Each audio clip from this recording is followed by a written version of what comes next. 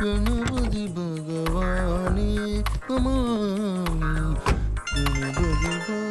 ഓ, ഗണപതിക്ക് വെച്ചത് കാക്ക കൊണ്ടുപോയി. ഹലോ, നിങ്ങൾക്ക് കുറച്ച് കാശ് കളവ് പോയെന്ന് പറഞ്ഞ് എനിക്ക് അത് മാത്രം അന്വേഷിച്ചാ പോരല്ലോ.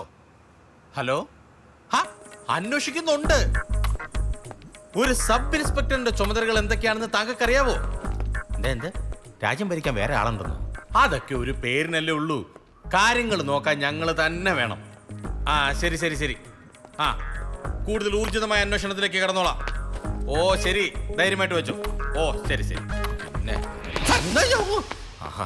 എന്താടോ സാർ, ആ ബാങ്കിന്റെ കേസിലെ കക്ഷികൾ വന്നിട്ടുണ്ട് സാർ. എന്നാ പിന്നെ അവരെ അകത്തോട്ട് വിളിക്ക്. ഇനി എന്തിന് താലപ്പൊലിയും ചെണ്ടമേളവും ശിങ്കാരിമേളവും ഒക്കെ വേണോ? അത് കുമരഞ്ചേരി ഉത്സവത്തിന് പോരെ സാർ. പോയി വിളിച്ചോട്ട് വാടോ. ഗണപതി ഭഗവാനേ നമാമി. ഗണപതി ഭഗവാനെ, മോഷണം പിടിച്ചുപറി വാണിഭം, ഇത് മാത്രമുള്ളോ ഈ സമ്പൂർണ്ണ സാക്ഷര കേരളത്തിൽ?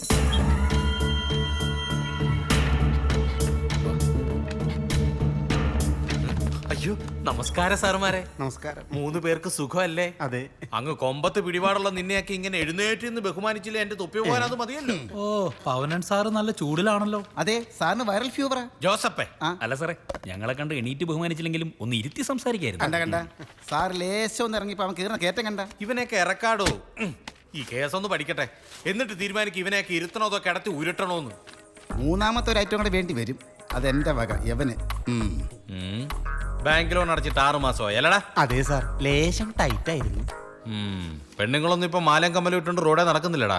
ഉണ്ട് സാർ, ഒക്കെ മുക്ക.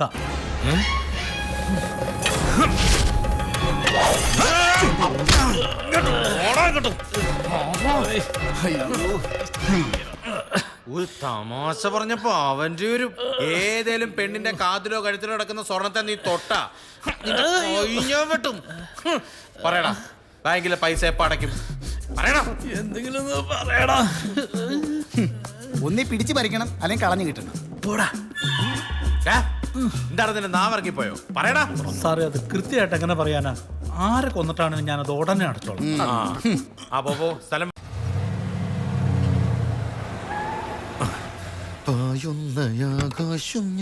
വലിയ കുതിരയാണെന്നാ ഭാവം, കാലൊടിഞ്ഞാണെന്നേ ഉള്ളൂ. ഏകദേശം ഈ ഡയറക്ഷനോട്ടാണല്ലോ ആ വണ്ടി വന്നത്. അതെ സാർ, നമ്മൾ കുറച്ചു മുമ്പ് അവരെ കണ്ടാണല്ലോ. അമ്മ രക്ഷപ്പെടാതിരിക്കാൻ വേണ്ടിയാ ഞാൻ തന്നെ ജീപ്പ് ഓടിച്ചത്. അതൊരു പ്രശ്നമായി. മറ്റവന് നന്നായി വണ്ടി ഓടിക്കാൻ അറിയാം, അതും ഒരു പ്രശ്നമായി. ജോസപ്പേ,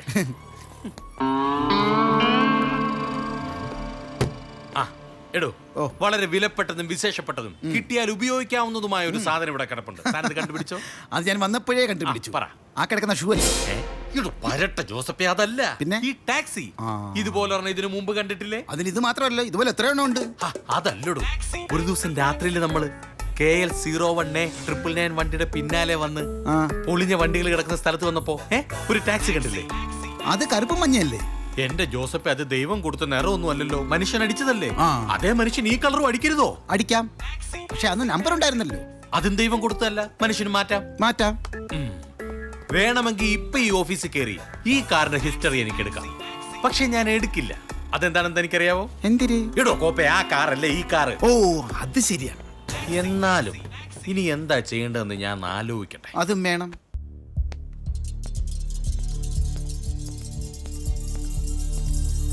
നീ എന്താ ഭക്ഷണം കഴിക്കാൻ വരാത്ത? എടാ, അച്ഛൻ ആ വണ്ടി കൊണ്ട് നടന്നാൽ ശരിയാവില്ല. അച്ഛൻ അതും കൊണ്ട് ഇപ്പൊ എങ്ങോട്ടാ പോയത്? അതൊന്നും എനിക്കറിയില്ല. അത് അത്ര വലിയ പ്രശ്നമാക്കേണ്ട കാര്യമൊന്നുമില്ല. ആ വണ്ടിയിൽ വന്നവരെ പണം കൊണ്ടുവച്ചതെന്ന് നിനക്ക് മാത്രമല്ലേ അറിയൂ. അവന്മാരാണെങ്കിൽ നിന്നെ കണ്ടിട്ടുമില്ല. പിന്നെ എന്തിനാണ് ടെൻഷൻ? എടാ, അവന്മാരുടെ കയ്യിലിരുന്ന വണ്ടിയല്ലേ, അതിന്റെ പിന്നിൽ വേറെയും കുഴപ്പങ്ങളുണ്ടാവും. നീ ഇങ്ങനെ ആലോചിച്ച് പ്രശ്നങ്ങൾ വലുതാക്കുന്ന ആളാ. ഇപ്പൊ ഒന്ന് ഊണ് കഴിക്ക്. ജോസഫേ, എന്തോ? സാധാരണ ഞാൻ എന്തെങ്കിലും ഒരു തീരുമാനം എടുത്താ അത് ഇന്ന് പയ്യെ അങ്ങ് പിന്മാറും. പക്ഷെ ഇപ്പോ ഇതിനകത്ത് കേറണ്ടെന്ന് ഞാൻ കരുതിയതാ. പക്ഷെ എന്തോ ഏതോ ആരോ ഇതിനകത്തുണ്ടെന്നൊരു തോന്നൽ. അകത്തോട്ട് കമോൺ. മൂക്കിന്റെ പാലം തല്ലി കൊടുത്തിട്ട് കമോൺ.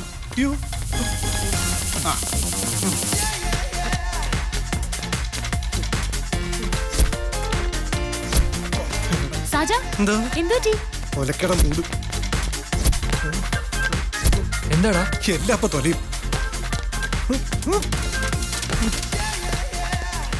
ജാനകി ചോറുണ്ടായിരുന്നോ? ഇതെന്താ തിരുവാതിര കളിക്കാ? ആ നിന്റെ മൂപ്പിലാണ് എഴുതിയ പാട്ടിന്.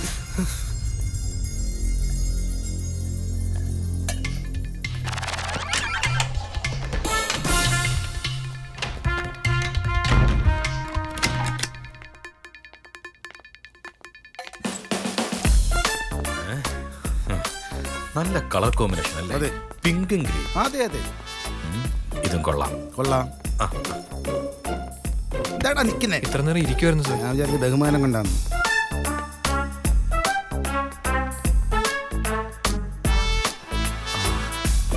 ടോയ്ലറ്റ്. അപ്പൊ ഇതിനാണ് സാറ് തിരക്കി വന്നത്. അശ്ശേ. എന്നാ പിന്നെ പോയിട്ട് വാ.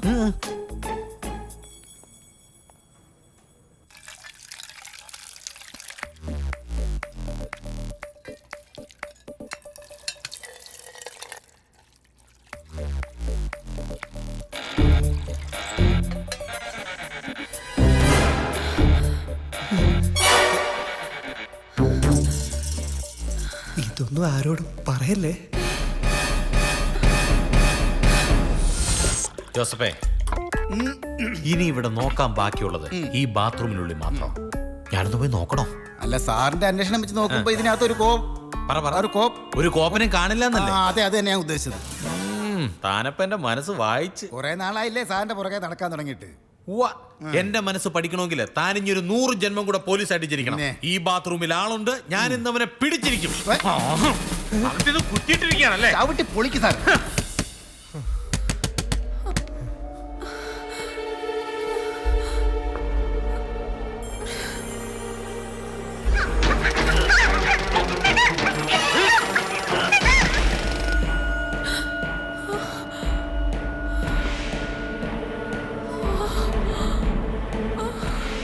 നില വിളിക്കരുത്.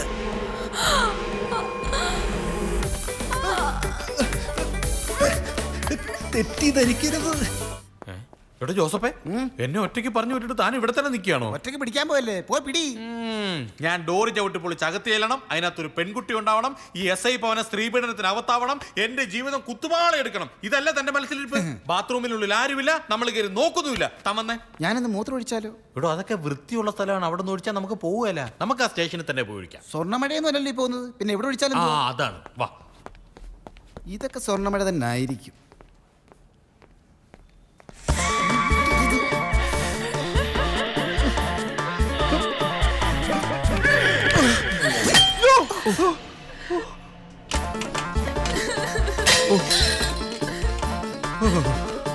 ജീവിതത്തിൽ ഇന്നേ വരെ ഇങ്ങനെ ഒരു പ്രതിസന്ധി ഉണ്ടായിട്ടില്ല. എന്നാ ബലവാ ജാനകി.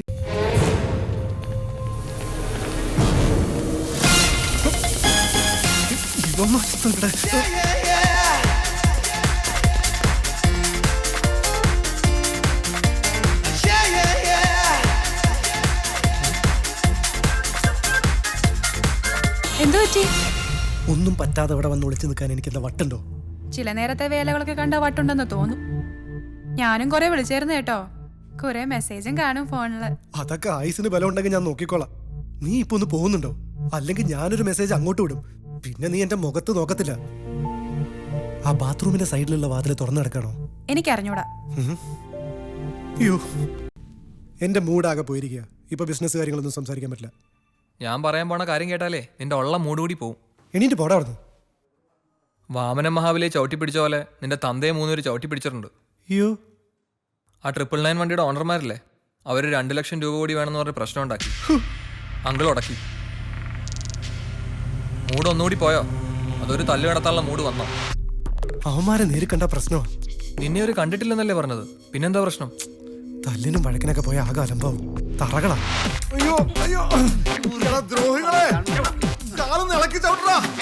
ആദ്യം പൈസ കൂടെ ഇളക്ക്, എന്നിട്ട് 5 കാലും ഇളക്കാം. എടാ അല്ലേ, കഴുത്തി ചവിട്ടുമ്പോ നോക്കണം, കാറ്റ് പോവും. മോനെ,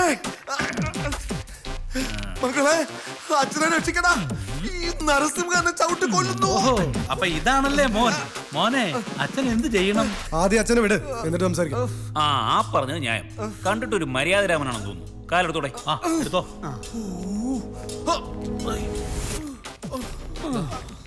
ഇത് 1 ലക്ഷം രൂപയുടെ ചെക്കാ. ഒരു സാധനം വിറ്റ് കഴിഞ്ഞിട്ട് അതിന്റെ പേരിൽ വീണ്ടും കാശ് ചോദിക്കുന്നത് തെണ്ടിത്തരാന്നാ പറയാ.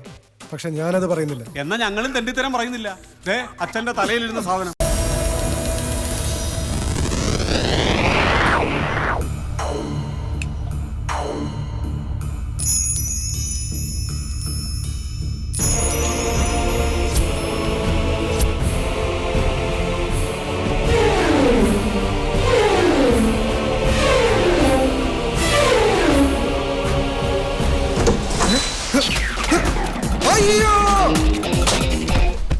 I am here. ഹലോ, ഫോണും കിട്ടുന്നില്ലല്ലോ. കസേരയിൽ നിന്ന് പുറച്ചപ്പോ ഒന്ന് താഴെ കിടക്കണം തോന്നി. നല്ല സുഖമുണ്ടല്ലേ? തണുത്ത തറ.